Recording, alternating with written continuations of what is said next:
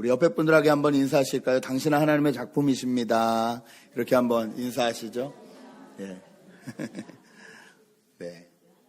감사합니다. 오늘 또 저희 교회 새로 방문해 주신 분들도 계신데, 저희 교회는 부담 갖지 마시라고 일부러 막 일으켜서 인사하고 하진 않습니다. 편안하게 다니시고, 또 저에게 좀 등록도 해주시고 인포메이션도 주시면 교회에 대해서 소개하고 하는 시간도 갖겠습니다.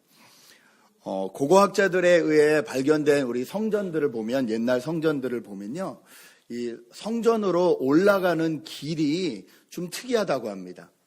왜냐하면 성전까지 올라가는 길에 놓인 계단들이 동일하지 않고, 어떤 것은 크고 어떤 것은 높고 어떤 것은 낮고 이렇게 좁고 삐뚤빼뚤하게 계단이 되어 있다고 합니다. 처음에 학자들이 이때 기술이 부족해서 그랬나 하고 그 길을 따라 올라가 보면 그 자리에 있던 성전은 지금의 건축 기술로도 이걸 도대체 어떻게 했을까 할 정도로 아주 훌륭하고 멋진 큰 기둥이라든지 아니면 멋진 조각들이 있다고 합니다. 그렇다면 실력이 없어서 계단이 그렇게 된 게 아니라는 거죠. 이 사람들이 왜 과연 이런 계단을 성전 올라가는 길에 두었을까? 많은 사람들이 연구하고 고민한 결과 알게 된 사실은 무엇이냐면요, 옛날 성인들은 이 성전으로 올라가는 그 길 가운데 아무 생각 없이 그냥 올라오지 말라고 계단을 그렇게 만들었다는 겁니다. 여러분, 계단이 똑같이 생겼으면 저희가 그냥 아무 생각 없이 편안하게 올라갈 수 있잖아요.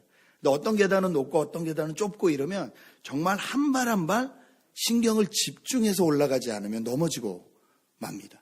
그래서 하나님 앞에 나갈 때 그냥 아무 생각 없이 나오는 것이 아니라 한 걸음 한 걸음 하나님을 집중하면서 올라오라고 그렇게 계단이 만들어졌다는 것을 발견했다고 합니다. 저는 이 글을 읽으면서 우리 신앙생활에 이래야 되겠다는 생각을 했습니다. 요즘 저희는 크리스찬이라고 부르는 것이 너무 쉬운 세대를 살고 있습니다.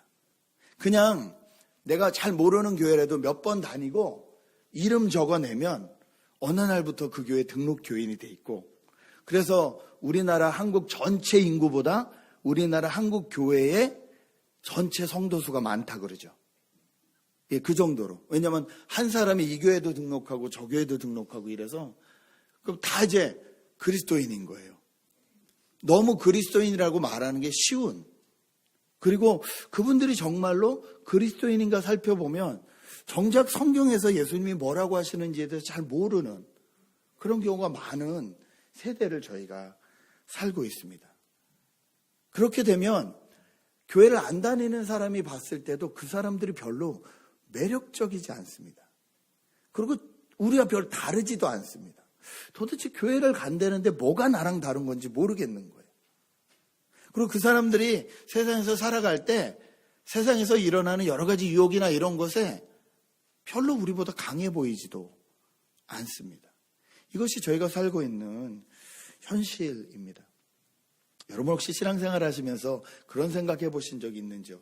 내가 이대로 살다가 죽어도 정말 구원을 받을 수 있을까? 내가 이 모양 이대로 그냥 하나님 앞에 나아가도 나를 받아주실까? 정말 이대로 괜찮은 걸까? 여러분 어쩌면 그런 고민 한두 번씩 해보셨을 것입니다. 저는 하나님을 알아가기 시작하면, 신앙에 대해서 진지하게 생각하기 시작하면 반드시 우리에게 그런 고민이 든다고 생각합니다. 그럴 때 우리는 어떻게 해야 될까요? 어떤 모습으로 하나님을 알아가야 될까요? 오늘 우리 권사님 간증해 주셨는데, 인생에 수많은 일들이 일어나고 내가 이해하지 못하는 일들을 일어날 때 왜 나한테 이런 일만 일어나냐고 푸념하고 핑계하고 불만하고 살 것이냐, 아니면 내 일상 가운데 일어나는 모든 일들 가운데 과연 하나님의 뜻이 어디 있을까? 과연 하나님이 말씀하시는 게 무엇일까? 이렇게 하나님하고 관련이 있고 동행하고 하나님의 의미를 알고 싶은 그런 인생을 살고 싶나? 여러분 어느 쪽이신지요? 저는 오늘 이 에베소서 2장을 통해서 저희를 향하신 하나님의 뜻이 무엇인지 발견하고 저희를 향하신 하나님의 뜻에 맞춰서 같이 따라가길 원합니다. 이 에베소서는요, 바울이 에베소 지역에 있는 많은 작은 교회들에게 보낸 편지입니다. 그리고 이 바울이 편지를 쓴 때는요, 로마 감옥에 갇혀있던 바울이 이제 나이 많이 들었을 때, 거의 인생의 마지막 부분. 그러니까 바울이 가지고 있는 신학, 하나님에 대한 생각, 본인이 이 공부로서 경험한 것뿐만이 아니라 자기의 삶을 통해서 경험한 하나님에 대해서 정립이 돼서 우리 하나님이 어떤 분인지 알려주고 또 그 하나님을 믿는 그리스도인들이라는 사람들이 어떤 사람인지를 정확히 알려주는 편지입니다. 이 에베소서 2장 1절에서 10절은 저희가 연말에 같이 나눴던 저희 교회 비전 선언문이 탄생하게 한 본문이기도 합니다. 여러분 혹시 저희 교회 비전 선언문 기억하십니까? 예, 기억 잘 못하시죠? 당연히 못하시죠. 예, 한번 보고 같이 읽었으면 좋겠는데 한번 처음부터 읽겠습니다. 시작. 웨스트 LA 이마고데이 교회는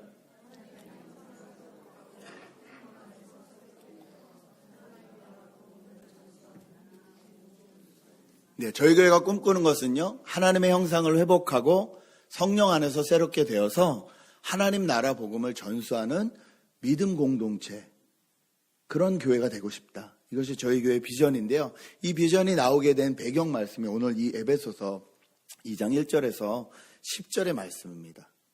에베소서 2장 1절에서 10절의 말씀은요, 세 가지로 나눠집니다. 첫 번째, 하나님을 알기 전에 우리 인간들의 모습, 상태.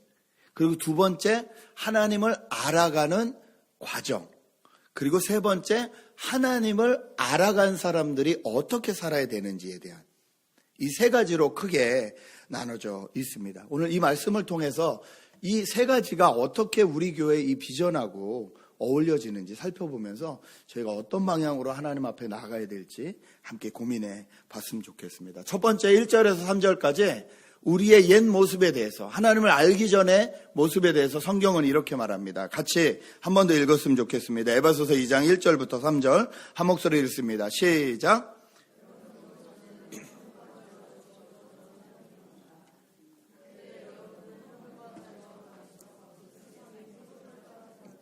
공생의 잡은 자, 곧 지금 불순종의 자식들 가운데서 작용하는 영을 따라 살았습니다. 우리도 모두 전에는 그들 가운데서 육신의 정욕대로 살고 육신과 마음이 원하는 대로 행했으며 나머지 사람들과 마찬가지로 날 때부터 진노의 자식이었습니다.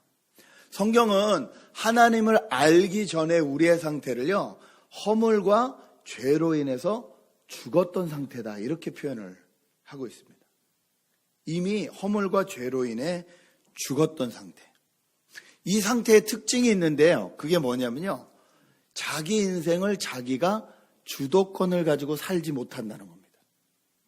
많은 사람들이 그렇게 얘기합니다. 내 인생은 내 건데 내가 내 마음대로 할 수 있어라고 말을 하는데 실은 그렇게 사는 것 같지만 전혀 그렇게 살지 못한다는 거예요.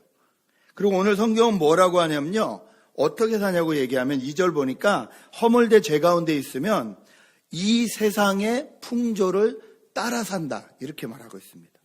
뿐만 아니라 공중의 권세 잡은 통치자, 지금 불순종의 자식들 가운데서 작용하는 영이 있는데 그 영을 따라 산다는 거예요. 내가 내 인생을 주도해서 사는 것이 아니라 남을 살펴보고 남하고 비교하고 남을 따라 살게 된다는 거예요. 여러분 그렇지 않으세요? 여러분 살아가실 때 뭐든지 자기 주도적으로 정말 누가 뭐라 하든지 상관없이 자유스럽게 내 뜻대로 내 의지대로 그렇게 사시나요? 거의 그렇지 않습니다. 거의 그렇지 않아요. 저희는 따라 살기를 좋아합니다. 누가 멋진 차를 샀다 그러면 나도 저 차를 빨리 사야 될 것 같아요. 아니면 저 차보다 더 좋은 차를 사야 될 것 같아요. 그래야 내 인생이 성공한 인생 같고 만족된 인생 같아요.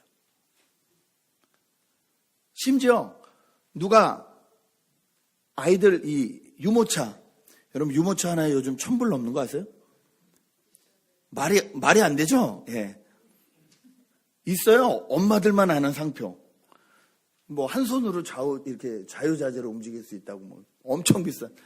그거 누가 가지고 있잖아요? 그럼 내 아이한테 이걸 못 사주면 나는 실패한 부모 같은 거예요.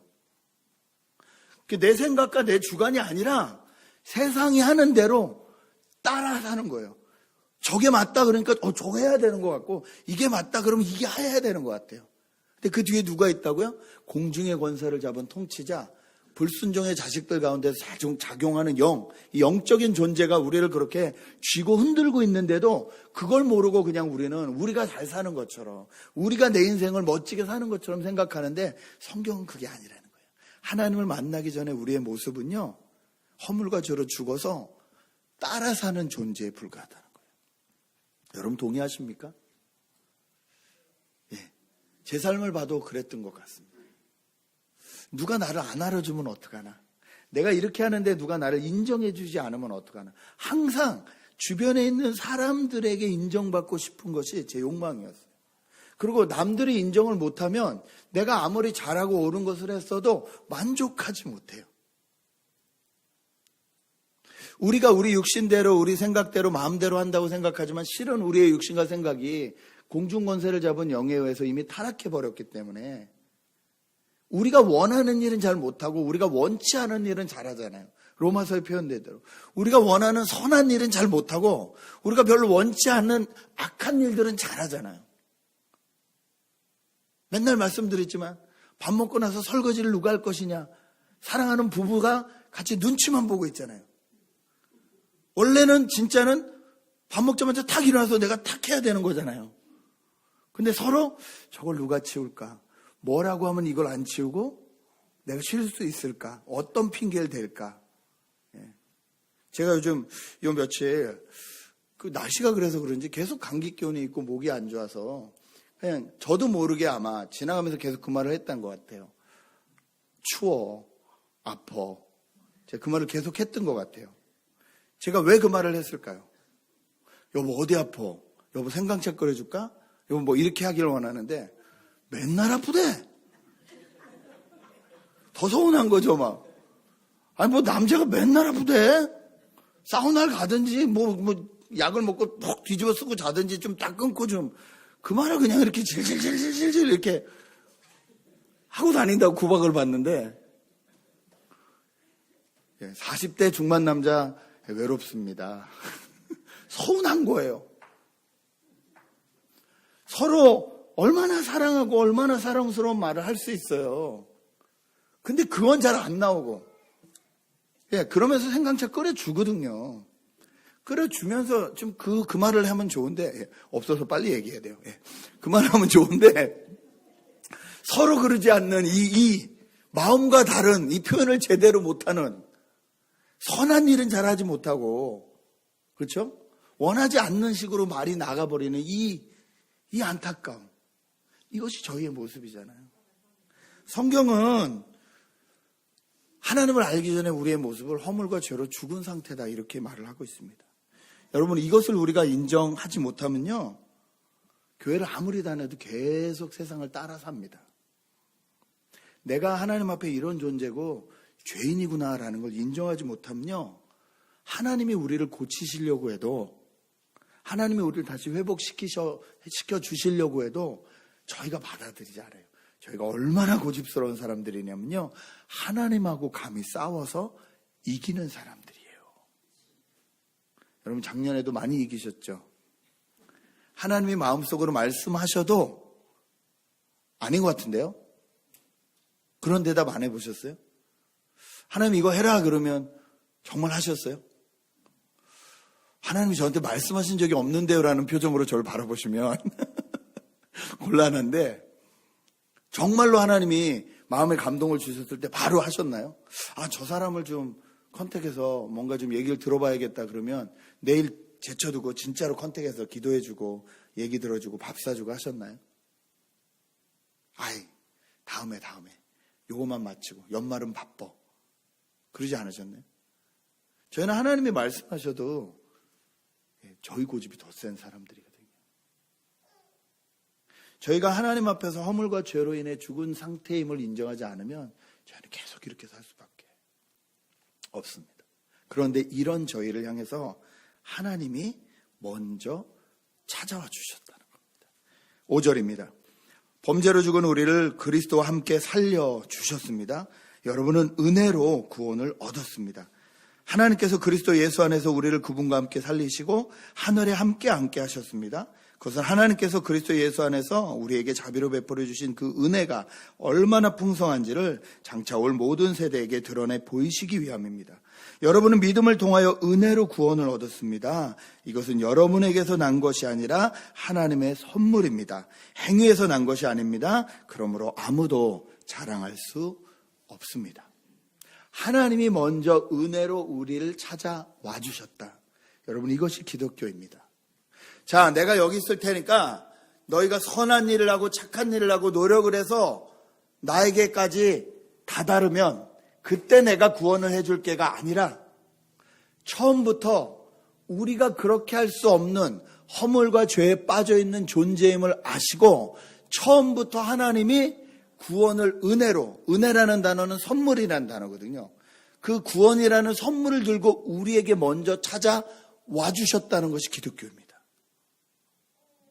그래서 뭐라고 하냐면요, 은혜로 구원받았다 그러는 거예요. 여러분 은혜로 구원받으셨어요? 믿음으로 구원받으셨어요? 이 질문을 왜 하지? 여러분, 은혜로 구원받으셨어요? 믿음으로 구원받으셨어요? 네, 성경은 은혜라고 말해요. 그래서 자랑할 게 없다는 거예요. 그럼 믿음은 뭐죠? 믿음은요, 그 은혜라는 선물을 받겠습니다라고 고백하는 행위예요. 선물이 여기 있어도 째려만 보고 있으면 내게 아니에요. 그렇죠? 풀러보지 않으면 내게 아니에요. 믿음이라는 건 뭐냐면요, 하나님이 주신 선물을 내가 풀러서 내 것으로 받아들이겠습니다라는 게 믿음이에요. 근데 그걸 누가 주셨다고요? 하나님이 먼저 주셨다는 거예요. 그래서 우리는 은혜로 구원받습니다. 여러분, 혹시 그냥 제가 이쁜 짓을 안 해도 그냥 뭔가 이렇게 주고 싶은 사람이 있으세요? 나한테 특별히 이쁜 짓을 안 하는데도 그냥 내가 먼저 보고 싶어 연락하고 내가 먼저 찾아가서 뭔가 좀 주고 싶고 그런 사람이 있으세요? 없으세요? 있으셔야 되는데. 이제 뭐 자녀들이 다 커서 그러실 텐데 거의 이제 아이를 키우신 분들은 자녀가 그러실 거고요. 또 누군가 사랑을 하면 그렇게 됩니다. 누군가 사랑을 하면요, 그냥 그 사람이 뭐 특별히 이쁜 짓을 안 해도 내가 먼저 가서 해주고 싶어요. 이럴 때 안 해요 라고 딱 먼저 대답을 해야 점수를 따는 건데 아직 멀었어요. 우리 누군가 그런 사람이 있으세요? 그러면 안 해요 이렇게 아내만 들을 수 있게 대답을 해야지. 참 언제 가르쳐야 될지 모르겠지만 정말 내가 누군가를 사랑하면요, 그 사람이 어떤 짓을 안 해도 내가 먼저 사랑을 하게 됩니다. 뭔가 가서 주고 싶고 만나고 싶고 하게 돼요. 하나님이 허물과 죄에 빠져있는 저희를 먼저 찾아와 주셨다는 거예요. 그리고 하나님의 선물 보따리를 먼저 열어주셨다는 거예요. 그 선물 안에는 우리를 향한 구원의 방법인 예수 그리스도가 계시는 거예요. 내가 너희를 다시 허물과 죄에 빠져있기 전의 상태인 하나님의 형상을 가지고 있던 그 상태로 되돌려주고 싶다. 이게 하나님 마음이시거든요. 창세기부터 요한계시록까지 흐르는. 그래서 선물을 먼저 준비해서 우리 앞에 오시는 거예요. 그것을 성령 안에서 새롭게 되어서 깨닫게 되면 그때부터 저희는 진짜 그리스도인이 됩니다. 그런 사람들은요, 하나님 앞에 비나이다 하면 나가지 않아요. 왜냐하면 내가 비나이다 하지 않아도 주실 하나님을 알기 때문에 그래요. 지난주에 저희 딸이 은행을 18살 되기 전에 열었습니다. 제가 은행 어카운트 여는 걸 가르쳐 주려고. 근데 그때는 이제 부모 사인이 필요하더라고요. 부모 사인을 했더니 그 은행이 제 은행하고 이렇게 연결이 돼 있어요. 인터넷으로 치면, 제 거를 치면 이제 제 은행 구자와 걔 은행 구자가 같이 떠요. 그러니까 걔 은행 구자에 뭐가 있으면 저한테 연락이 와요. 이렇게 텍스트로 바로 와요. 근데 당신의 구자가 25불 밑으로 내려갔습니다. 이렇게 사인이 왔더라고요. 그러면 이제 벌금 내니까. 이게 뭔가, 보니까 모르겠어서 열어봤더니 이 딸게 떨어진 거예요. 그래서 전화해서 너 이거 떨어졌는데? 그랬더니, 그래? 책 샀는데? 여러분, 그 다음에 뭐라고 말을 해야 되죠, 보통? 여러분이 자녀라면 아빠가 이렇게 물으면 너 이거 25분 밑으로 떨어졌는데? 그럼 뭐라고 대답하시겠어요? 뭐, 아빠 어떡하지? 아빠 돈 좀 넣어줄 수 있어? 뭐 이렇게 얘기하기를 원하시지 않으세요? 저는 원했어요. 근데 어떡할래? 그랬더니 글쎄 야 이거 벌금 내는데? 그러니까 배짱도 이런 똥배짱이. 그래서 제가 바로 그 자리에서 50불을 넣었어요. 그래서 아빠가 넣었어. 그럼 뭐라 그래야 돼요? 아빠 땡큐 뭐 이런 거 원하잖아요. 저는 제 딸의 애교를 너무 원하거든요. 오케이. 얘를 어쩌나. 그리고 이틀 뒤에 또 전화가 왔어요. 아빠, 내가 책을 살 건데 그게 얼마인데 그러면 또 25불 밑으로 떨어지지? 이게 질문이에요. 그래서 그럼 그러겠지? 그랬더니 가만히 있어요.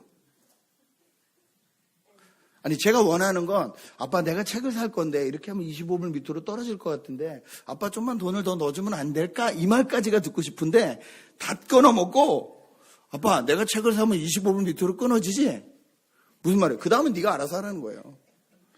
이런 똥배짱이 이게 막내라서 가능한 똥배짱이에요. 저희 큰애 둘째는 그렇게 못하거든요.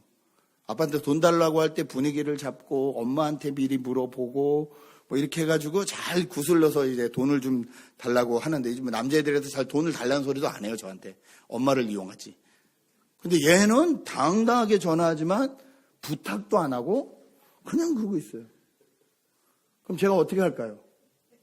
뭘 어떻게 해요? 넣어주죠. 왜요? 내 딸이니까.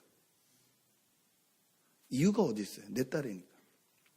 하나님이 저희를 사랑하십니다. 그래서 타락하고 죄지어서 허물과 죄로 빠져있는 저희를 구원하기 원하십니다. 그래서 먼저 선물 보따리 가지고 우리 앞에 나오셨습니다. 오늘 에베소서는 이걸 말하고 있어요. 근데 이 은혜를 깨달으면요, 성령 안에서 이 은혜를 깨달으면요, 그제서야 우리가 자존감이, 건강한 자존감이 생기게 됩니다. 여러분, 사람에게 제일 필요한 건 자존심이 아니라 자존감이거든요. 자존감이 돈 많으면 될 것 같은데 그러지 않아요. 뭐든지 자식에게 다 해주잖아요. 그럼 걔는 자존감이 생기는 게 아니라 버릇이 나빠져요. 자존감은 언제 생기냐면요, 내가 무슨 일을 하고 실패하고 넘어져도 나를 백업해 줄 사람이 있다. 이것에 대한 확신, 그것에 대한 사랑, 이것이 있을 때 사람은 자존감이 생겨요. 그래서 담대하게 가요. 해봐요. 실패해도 괜찮아요. 왜? 내 뒤에 나를 백업해 줄 사람이 있기 때문에. 그래서 저희가 사람을 대할 때, 특히 자녀를 키울 때 중요한 게 뭐냐면요, 그 자존감을 세워주는 거예요. 걱정하지 말고 해라. 실패해도 괜찮다. 아빠가 도와줄게. 끊임없이 사랑의 대화를 통해서 이 자존감을 세워줘야 되는데 하나님이 저희를 위해서 그걸 하셨다는 거예요. 여러분, 하나님에게 저와 여러분은요, 하나님의 아들을 십자가에 내어줄 만큼 소중한 존재입니다. 이게 하나님이 우리를 향해서 베푸신 사랑이에요. 사랑의 언어예요. 내가 내 아들을 십자가에 줄 만큼 내가 너를 귀하게 여긴다. 여러분 정말 그렇게 생각하십니까? 이게 확신이 들면요, 세상을 따라 살지 않아요. 세상 가운데, 경쟁 가운데 불안하고 두려워하지 않아요. 저희가 사는 세상은 저희를 기계처럼 대하는 세상이잖아요. 이 일하기 싫어? 그만둬. 너 없어도 딴 사람 얼마든지 여기다 대처할 수 있어. 이러다 보니까 저희의 존재 의식도 모르겠고 가치도 모르겠고 끊임없이 뭔가 경쟁하지 않으면 살아남지 못하는 것처럼 그런 세상이잖아요. 근데 하나님은 우리를 그렇게 대하지 않으신다는 거예요. 뭐라고 하시냐면요. 10절에 우리는 하나님의 작품입니다. 이렇게 말해요. 여러분, 이 작품이라는 건요, 이 기계에서 컵 찍어내듯이 찍어낸 공산품이라는 소리가 아니라 아티스트가 하나하나 한 땀 한 땀 정말 작품을 만들듯이 그렇게 만들어 놓은 존재라는 거예요. 이 세상에 같은 게 하나도 없는 이것을 작품이라 그래요. 예. 그냥 똑같이 찍어낸 건 공산품이죠. 하나님은 우리를 공산품으로 만드신 게 아니라 작품으로 만드셨다는 거예요. 이 하나님의 구원의 선물을 받아들이고 나면 아, 내가 하나님의 작품이구나라는 게 알게 된다는 거예요. 하나님을 알기 전에 허물과 죄로 죽어 있었지만 하나님의 은혜로 구원하셔서 우리의 가치를 깨닫게 된 사람은 이 하나님의 작품이라는 아이덴티티를 가지고 이 땅 가운데 살아가기 때문에 그 누구와도 비교하지 않는 거예요. 저 사람이 잘하는 것은 그대로 인정해 줄 수 있는 거예요. 그리고 내가 가지고 있는 달란트, 나에게 주신 것을 또 그렇게 소중하게 여기는 거예요.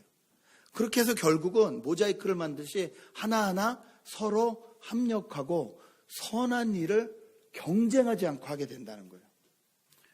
이게 하나님 나라죠. 이게 하나님이 다스리는 나라죠.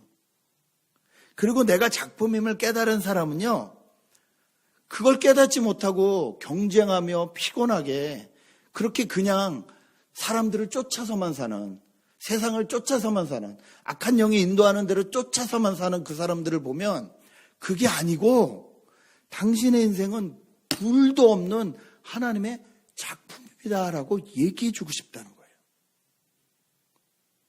이게 복음 전수입니다. 여러분, 정말 여러분이 하나님의 작품이라고 믿어지십니까? 여러분이 안 믿어주셔도 성경은 분명히 말씀하세요. 여러분을 하나님의 작품이라고 말씀하세요. 작품은 가치를 매길 수 없는 게 작품입니다. 왜냐하면 둘이 없기 때문에 그래요. 아니 240만 개가 2,400만 개만 있다는 비트코인한테도 그렇게 사람들이 난리를 치는데 희소가치라고.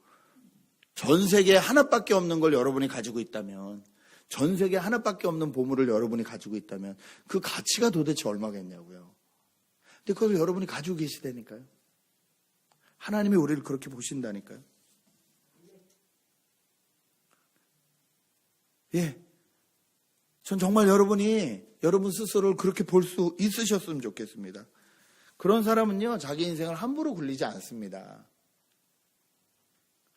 귀한 것을 누가 함부로 굴려요. 여러분 집에도 보면요, 귀하지 않은 건 막 써요.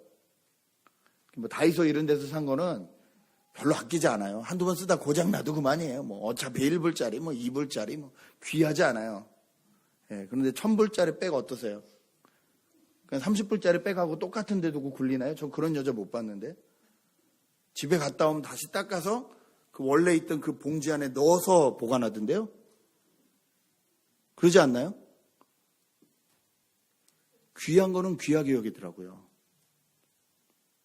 제가 선물에 별로 감동이 없는 사람인데, 제 사랑의 언어는 선물이 아니에요. 그래서 선물에 별로 감동이 없는데, 제가 선물에 정말 감동할 때가 있어요. 그게 언제냐면요, 오랫동안 나에게 필요하다고 생각했던 그 물건이 딱 저에게 들어오면 제가 감동을 하더라고요. 근데 가만히 생각해 봤더니 제가 오랫동안 나에게 필요하다고 했는데 내가 구하지 못했다는 건 좀 값어치가 있어요. 좀 비싼 거예요. 내 돈으로는 좀 사기 힘든. 근데 그게 딱 들어오면 감동이 그냥 그리고 그 물건을 얼마나 애지중지해지는지 모릅니다. 여러분 그러지 않으세요? 마찬가지예요. 저희가 하나님의 작품, 하나님이 우리를 값어치 있게 여기신 사람들이라고 생각하면 우리 인생을 함부로 굴릴 수 없습니다.